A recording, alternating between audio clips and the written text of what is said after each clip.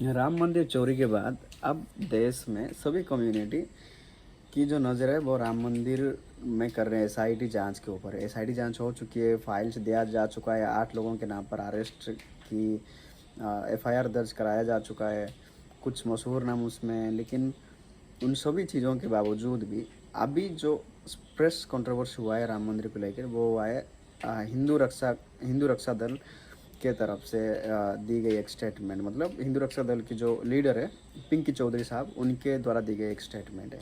Statement ये है कि उन्होंने एक प्रेस कॉन्फ्रेंस करते हैं। उस प्रेस कॉन्फ्रेंस में वो कहते हैं कि यार हिंदुओं के द्वारा दी गई डोनेशन दूसरे हिंदुओं ने चोरी कर ली तो उसमें कौन सी बड़ी बात है।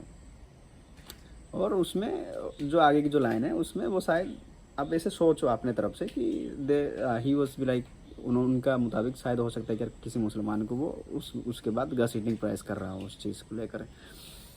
लेकिन मैं वैसे तो मैं इस पर बात करना नहीं चाहता था, बट मुझे लगा कि यार कर लेनी चाहिए।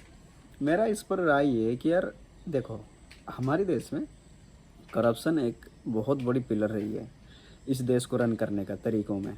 अगर आप तरीक़ों को देखो तो करप्शन एक तरीका रही है इस देश को रन करने का। हम इसके अगेंस्ट नहीं है, it's okay, you have to corrupt, you have to make money from illegally, so it's okay, there is no legal or illegal, but if you want to earn money just go whatever you have the plans.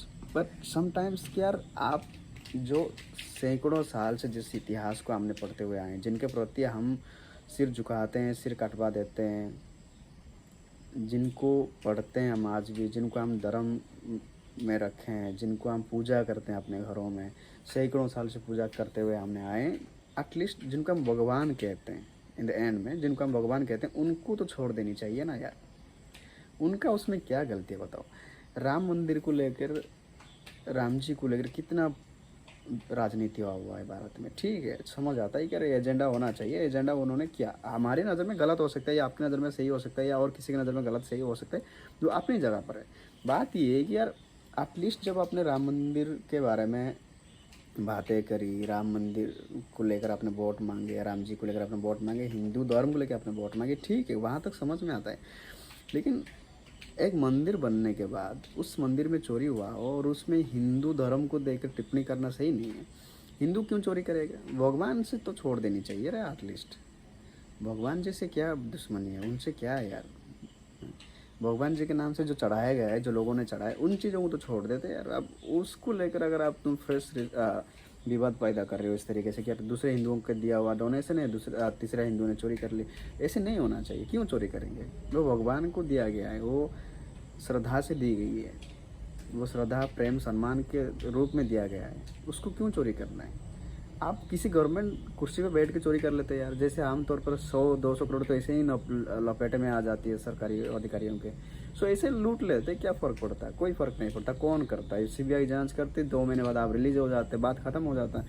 लेकिन भगवान जी को छोड़ देना चाहिए था, और भगवान जी के नाम पर इस तरीके से हिंदू मुस्लिम नहीं होना चाहिए, मुझे नहीं लगता।